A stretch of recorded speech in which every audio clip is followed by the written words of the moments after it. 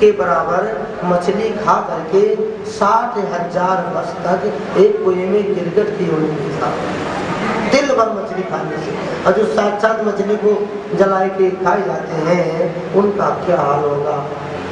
विश्राम सागर में तो यहाँ तक के कहा गया है कि जो व्यक्ति मांसाहारी होते हैं उनको बड़ी विशेष ऐसी ताड़ना दी जाती है। भागवत के 5वें स्कंद के 26वें अध्याय में गरुड़ महापुराण में इसका पूरा वर्णन है और रामायण में भी संकेत है, विश्राम सागर में भी कहा है कि जो व्यक्ति दूसरे का जीव को मार के अपना पोषण करते हैं उनकी बड़ी ही असहनीय कष्ट उन्हें मिलता है।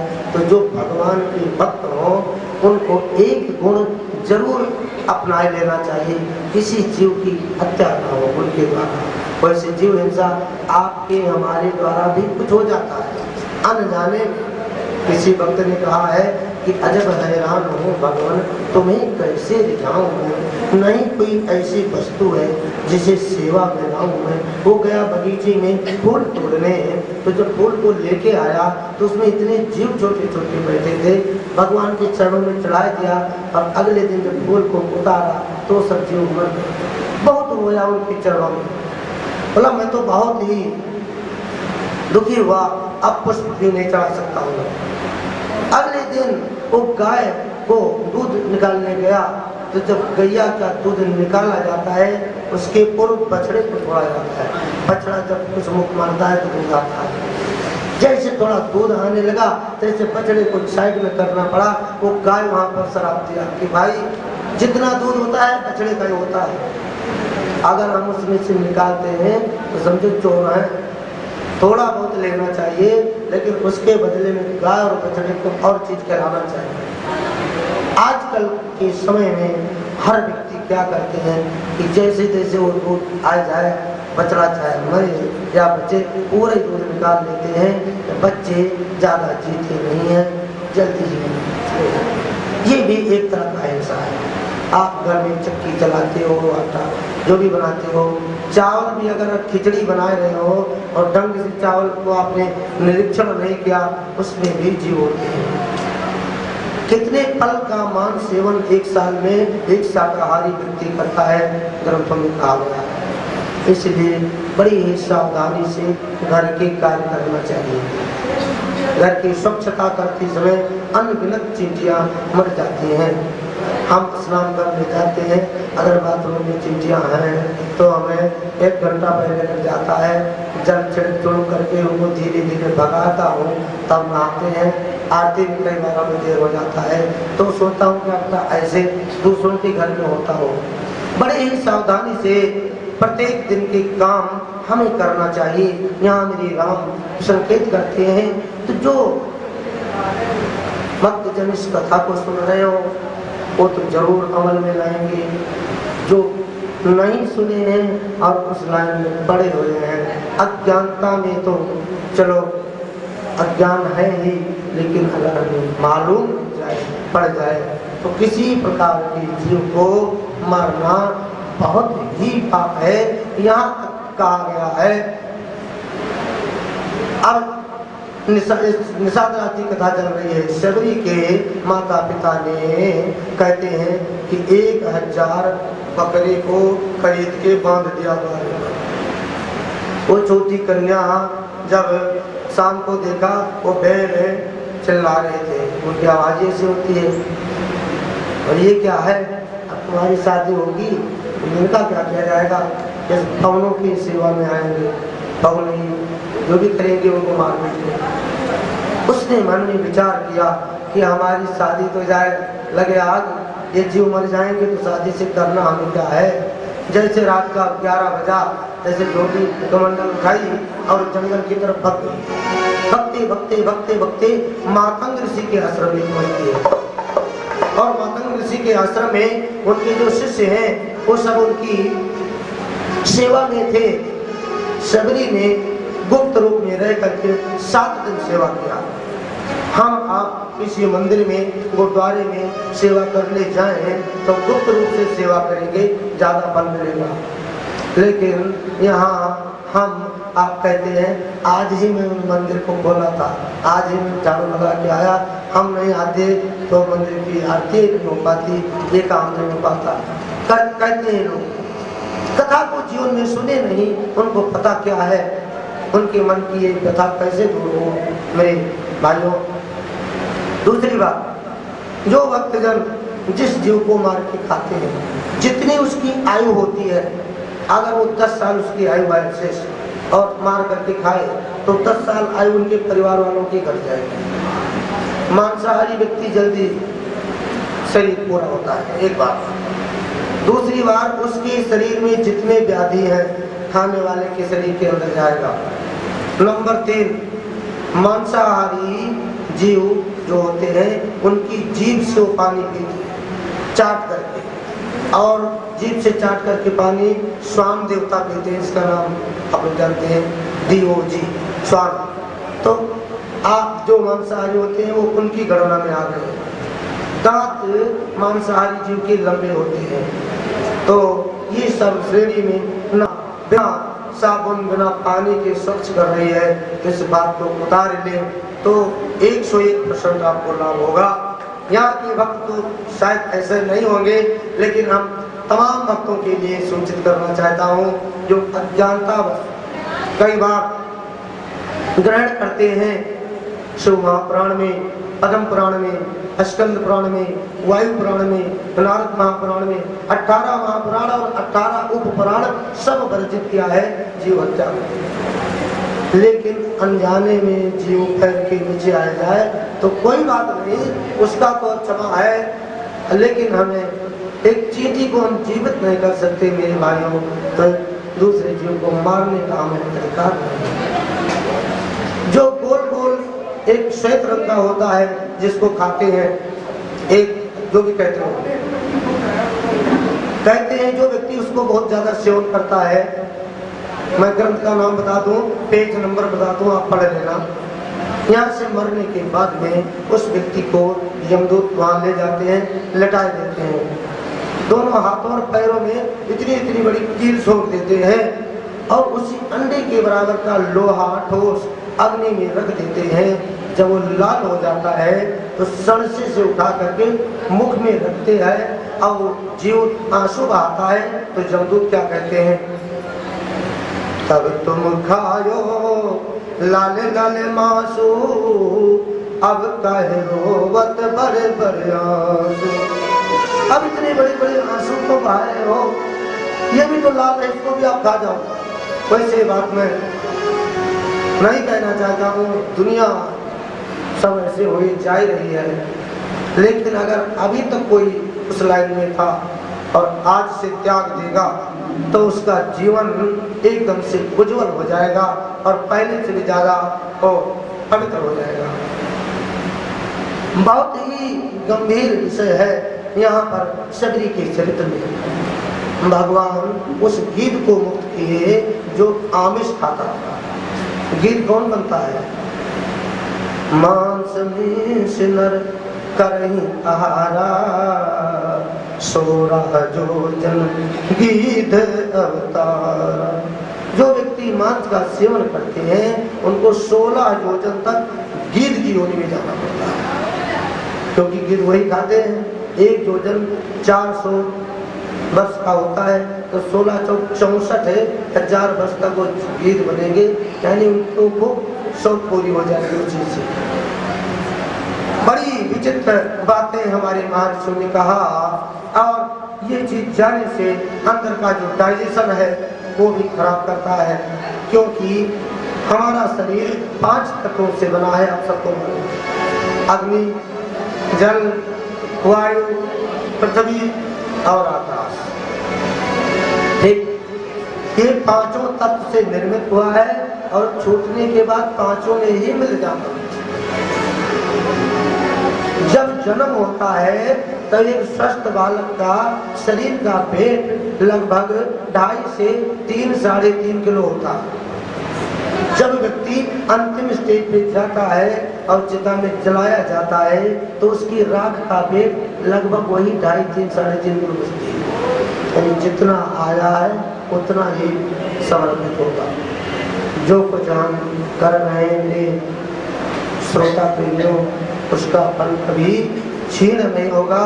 हमारी इस कथा की बात, कथा आपने बहुत सुना होगा, हमने भी बहुत सुना होगा, लेकिन हम आपको ढोल बजाए के, हारमोनियम बजाए के और 5-7 दिन तान सुना के चले जाए हैं, तो आप ये तो सुनते ही रहते हो। ऐसी गुड़ बातें बतलाना चाहता था। अब एक दिन और कथा बची है जो आप कहीं ना सुने हो, वो कथा हम सुनाना चाहते हैं। श्री राम जी के पावन पवित्र ग्रंथ हे राम का कथा आपकी जैसे अभी सुनते हो नित्य की तरह, ये आपके मन की संशय और जीवन के दुख को मिटाए। वो कौन सी कथा है?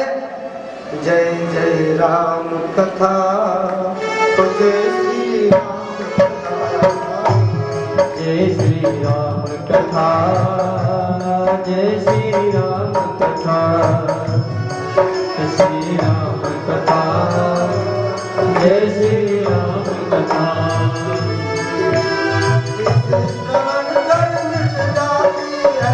इसे श्रवण कर मिट जाती है, इसे श्रवण कर मिट जाती है, इसे श्रवण कर मिट जाती है, जन्म जन्म की कथा। जय श्री राम कथा, जय श्री राम कथा, जय श्री राम कथा। मंगल मंगलहारी, मंगलहारी, दशरथ अजय बिहारी, दीन दयाल रघु संहारी, हरनाथ मम संकट भारी, तेरा सब भ्रम मिट जाए हो, तेरा तेरी आँखों में जले, तेरे ख्वाबों के लिए कितना बेचैन हुए शाम से मिलने के लिए। तेरी आँखों में जले, तेरे ख्वाबों के लिए कितना बेचैन हुए शाम से मिलने के लिए। मेरे प्यारे पारा दूसरे बार मिले, ये दीवाना मुझे तेरा जो दीवार मिले। बता दे मुझे तेरे नाम से, बता दे मुझे दीवानी तेरा, करा दे मुझे दीवानी तेरा, करा दे मुझे। कहीं ना सुकून है, कहीं ना करार है, मिलेगा मेरा सावरा, मुझे तो एतबार है, मुझे तो एतबार है, मुझे तो एतबार है। मेरी नैया का तू किनारा है, मेरी नैया का तू किनारा है, मेरी नैया का तू किनारा है, मेरी नैया का तू किनारा है। तेरे गिरधारी तू ही तारा है, ओ मेरे गिरधारी तू ही तारा है, मेरी नैया का तू किनारा है, मेरी नैया का तू किनारा है।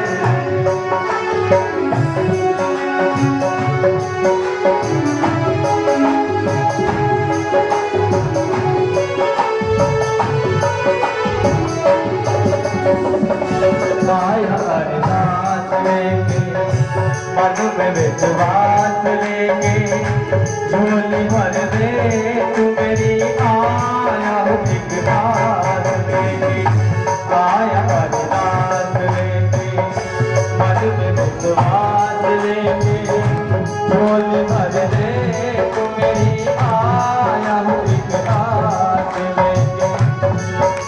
कोई रास्ता दिखा दे मुझे, कोई रास्ता दिखा दे मुझे, मेरे दर्द की दवा दे मुझे, मेरे दर्द की दवा दे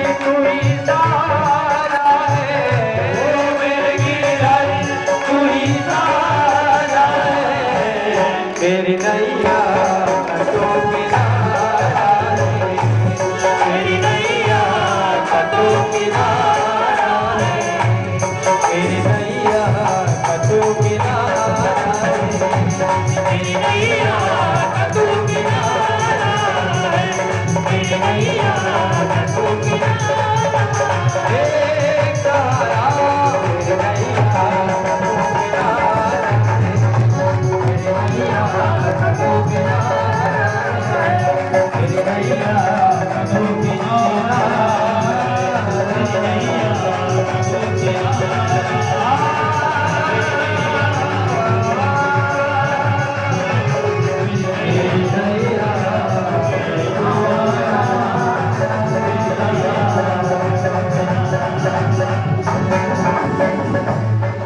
इस कथा से हमको बिल्कुल मजबूती दे रहा है कि गुरु के बात पर जिसको विश्वास है उसे राम जी मिलेंगे।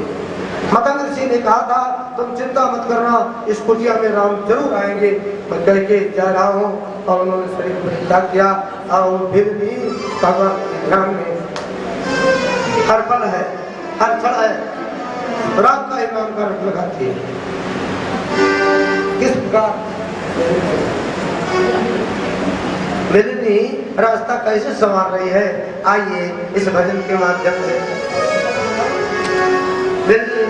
जो है नित्य प्रति उसका नियम का हमें आपको भी अपने जीवन में कुछ नियम बनाना होगा। बिना नियम के हम कुछ नहीं कर सकते हैं। एक बुढ़िया बिल्ली इतना नियम की पक्की थी और हम आप नियम ना कर सके हैं तो उससे ज्यादा आश्चर्यचकित की बात ही क्या है। थोड़ा अथवा ज्यादा इस बात को मैं नहीं कह रहा हूँ, लेकिन जितना भी हो सके उसके भाव को हम अपने जीवन में उतारे हैं।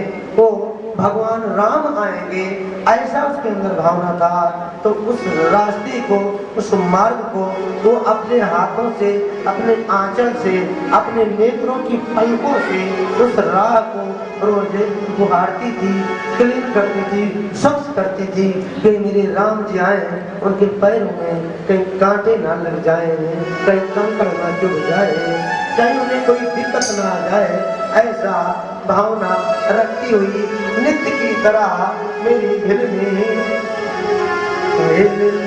सवारे रास्ता आएंगे राम जी,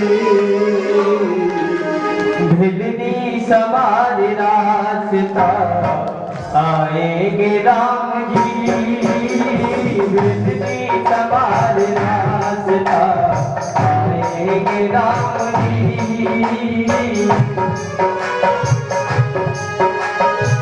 भिलनी सवारे रास्ता आएंगे राम जी, मेरा भी धन्य जीवन बनाएंगे राम जी, तेरा भी धन्य जीवन बनाएंगे राम जी, भिलनी सवारे रास्ता आएंगे राम जी।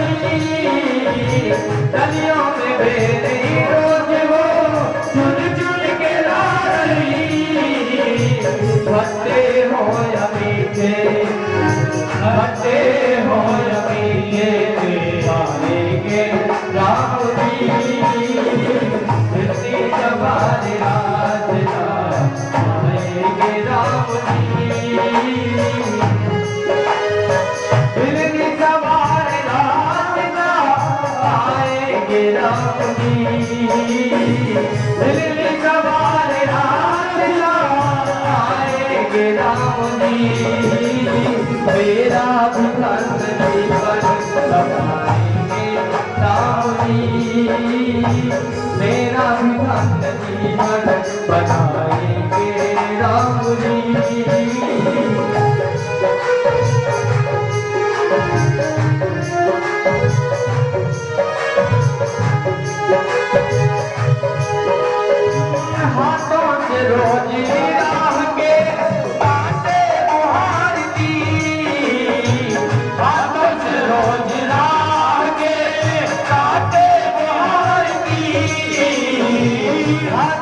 रोजी राह के